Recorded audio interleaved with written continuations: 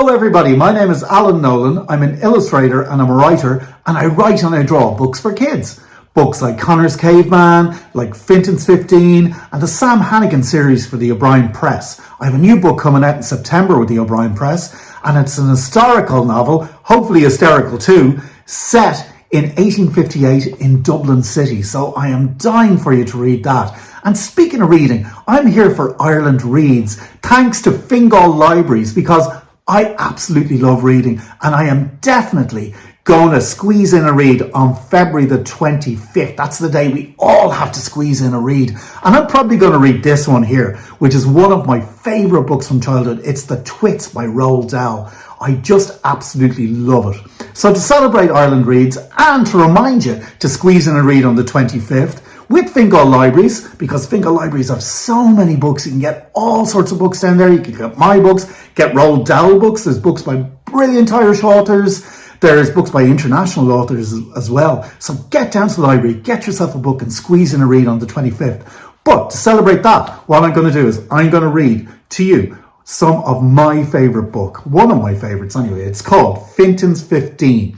And it's the story of a under-12s hurling team who are on their uppers. They're the worst under-12s hurling team in Ireland. They are terrible. They've lost the last 17 matches they played. They haven't even scored a goal or even a point in the last 5 matches. Like, they're really on their uppers and they start to fall apart. But there's one kid in the team. In fact, there's 2 kids, but one of them is called Rusty. There's Katie as well as best friend, who are both in the team. And Rusty decides, well, he can't let the team fall apart. They have to bring in somebody who's going to re-energize the team and come in with new thinking. So they bring in this guy here. His name is Finton Lonergan, and he is only 12, but he becomes the youngest banistor in the league. And his brilliant idea is to bring in kids who've never done hurling before. But so they bring their own skills to the team. So he brings in a guy called Rory Sweeney, who's a brilliant golfer and can get the sliotar way up the pitch. He brings in a kid from a circus family called Liam, and he teaches them all about, balance and acrobatic kind of stuff and backflips and stuff. He brings in a guy called Man-Size McLean, who's absolutely huge. He's into wrestling, and they all bring their own talents to the team, and the team get better and better and better. And I'm going to read to you a little bit from the book, and it's just when they have started to get a little tiny bit better. They're back into playing matches again, and this is their first match against a team called the Dunbrogan Badgers. And none of them, when they start the match, they are sure they aren't going to win. In fact, they're so sure they aren't going to win, they're even a little bit late turning up. So I'm going to read this chapter to you. All the chapters have like a little quote at the beginning, a real quote from a real JA figure. So this is Davy Fitzgerald, a quote from the great Davy Fitzgerald. And he says, "May the best horse jump the ditch and we will see what happens." So it's a little bit of a hopeful quote and a little bit of a holy moly quote as well. So I'll read away. Our first match with Liam Chang, Man-Size McLean and Rory came around quickly. So quickly that we weren't ready for it in the slightest. We weren't even in time for the throw-in. The Dunbrogan Badgers were on the pitch, and the referee was looking at his watch and just about to declare a no-show when the 3 people carriers carrying the terriers arrived. We fell out of the cars and ran towards the pitch. We could hear the Badgers fans laughing at the plastic bag holding the water, juices, after-match treats and packets of crisps split wide open while Katie was running, spilling its contents onto the grass. But the crowd's laughter was silenced when they saw the last person to appear. Finton Lonergan hopped down out of the people carrier and calmly strode across the pitch as a hush descended on the crowd. The Badgers banistor shushed his team. "Come on now, lads, fair play. Let's give the terriers a few minutes to get themselves together." "A few minutes? They look like they need a few weeks," said one of the Badgers. But the banistor held up his hand. "Put a sock in it now, Tom." Finton spoke briefly to the referee, who started laughing, and then he shook hands with the Badgers banistor. "It's good to have you back, Finton," said the Badgers manager, clapping him on the back. "It's good to be back, I think," said Finton. "Are you good to go?" asked the referee. "Well, I'd say we're as good to go as we're going to get," replied Finton. "Rusty, you're captain." I gulped. The ref blew his whistle and play started. Embarrassment has wiped my memories of that first match with the new Terriers team, but it's enough to say we did not play well. All I can remember is that Rory hit the sliotar the length of the pitch and further out of play on several occasions. Liam was very fast and lively, but he couldn't hold a ball on the balls of his hurl to save his life. Man-size was like a walking brick wall, knocking over Badgers and giving away free pucks left, right and centre. At half-time, we were 2 goals and 7 points down. It was not looking good. We came off the pitch dejectedly. Finton was sitting on the grass with his head in his hands, but suddenly he sprang to his feet. For a big guy, he was surprisingly fast-moving. He looked at us and smiled. "Okay, lads, we're not going to win this one. We've only been training since Wednesday and Liam has only joined 2 days ago. But I'll be happy if we can walk off the pitch with a point. It'd be a great start to the new Terriers. We could walk off the field with our heads held high. I'd be delighted. I'd be ecstatic. And if one of you scores a goal, What will you do, Finton?" Half Pint asked excitedly. "All right, if one of you lads scores a goal, I'll take off me jersey and do a lap of the pitch." "In your vest?" said one of the younger lads. "I'm not wearing a vest," said Finton. "No vest, no jersey, 1 lap of the pitch for 1 point. Have we a deal?" "Deal!" we shouted, and we all cracked up. The 3 new boys smiled and looked at each other.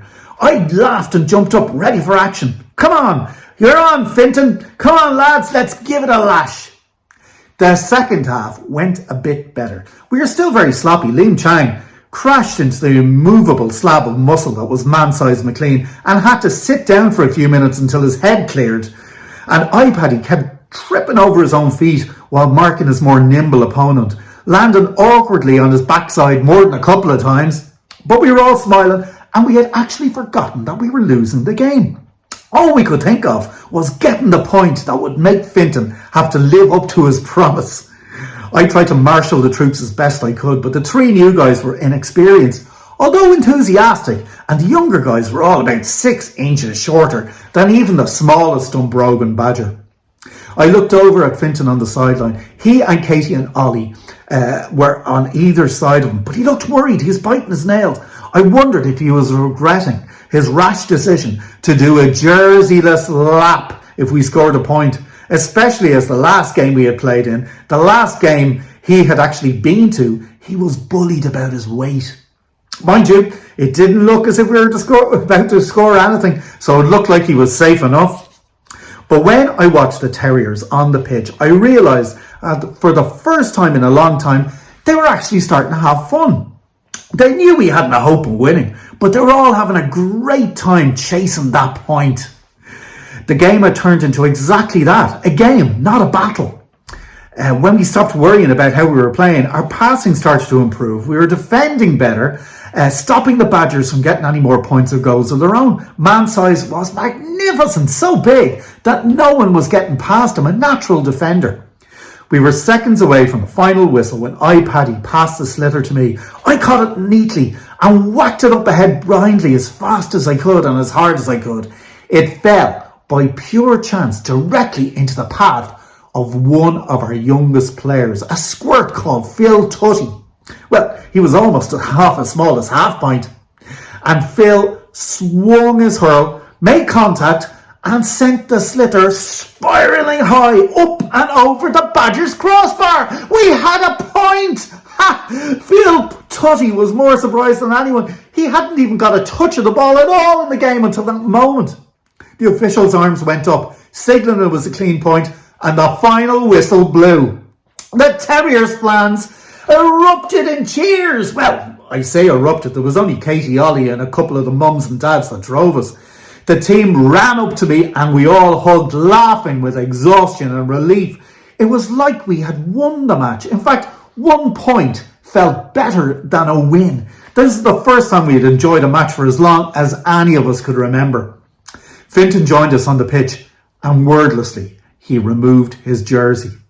To astonished looks from the crowd and to the thunderous cheers of applause from the Terriers, he ran a slow lap of the entire pitch, his arms upraised. Now he was out of shape, but he never slowed down to catch his breath. And when he got back to us, he wasn't even wheezing slightly. He put his jersey back on and we clapped him on the back. "Well done, lads," he said. "That point was as good as a goal any day. The Terriers were back." And if you'd like to read more about Finton's 15 or any of my books or books by brilliant authors from Ireland and all over the world, get down to any of the Fingal libraries. They're brilliant and the children's sections are second to none. They're fantastic. And remember, on the 25th with Ireland Reads, remember on the 25th of February to squeeze in a read. See you guys!